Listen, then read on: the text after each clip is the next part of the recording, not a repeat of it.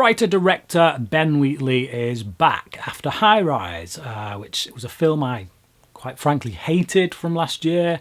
But yeah, now he's back with Free Fire, which is a film in which a arms deal kind of goes wrong. The whole film essentially takes place in this abandoned warehouse, abandoned factory.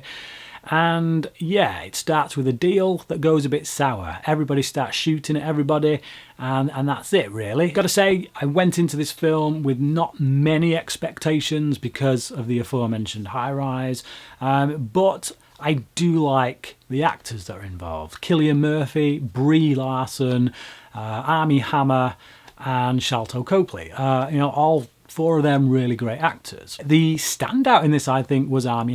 He's hilarious many times throughout this film. But also Copley is on fine form too. In fact, they all are. The performances here are pretty decent, I've got to say. And the action is fairly thick and fast. There's a lot of death scenes, a lot of like bloody death scenes, a lot of gore, violence, and kind of humorous moments that kind of shouldn't be humorous because there's something seriously wrong with what's going on screen. But that's about it, really. This is the second Ben Wheatley film I've seen, and from what I can see from this guy, he seems very interested in degenerate characters who don't really have that many redeeming features, if any at all. High Rise was at least trying to say something, I guess.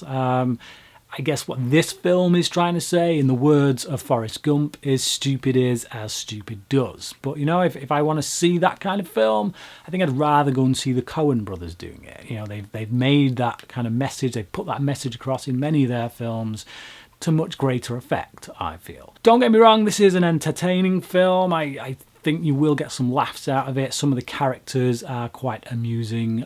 But yeah, once you get to the end and you walk out, it's pretty forgettable, if I'm being honest. Very stylish, don't get me wrong. If there's one thing Ben Wheatley knows how to do, it's how to direct a shot. How to direct a sequence.